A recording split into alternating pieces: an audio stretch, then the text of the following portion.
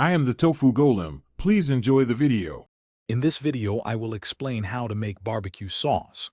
Crafting your own barbecue sauce begins with understanding the fundamental building blocks. We'll start by gathering key ingredients such as a robust tomato base, often 1 cup of ketchup or 1/2 cup of tomato paste. Then, we'll incorporate essential sweeteners like brown sugar and a blend of aromatic spices, including paprika, garlic powder, and onion powder, to lay a delicious foundation for your sauce. This initial step is crucial for a well-rounded flavor. Now, let's dive into the art of balancing flavors to create a truly unique barbecue sauce. Sweetness can come from about 1/2 cup of brown sugar, molasses, or honey, adding a rich, caramelized note. For that essential tang, incorporate around 1/4 cup of apple cider vinegar or a good quality mustard.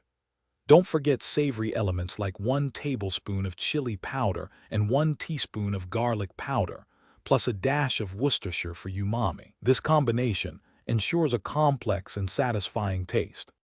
Once your ingredients are assembled, it's time to bring them to life on the stovetop.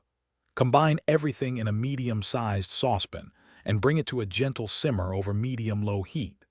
This slow cooking process is vital. Allow the sauce to simmer for at least 20 to 30 minutes, stirring frequently.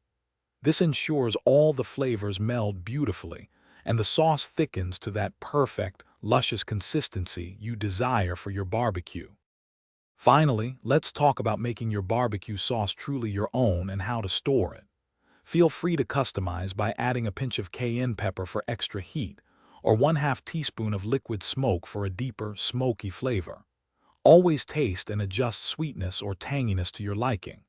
Once cooled, transfer your delicious homemade sauce to an airtight container. It will keep fresh in the refrigerator for up to 2 weeks, ready for your next cookout.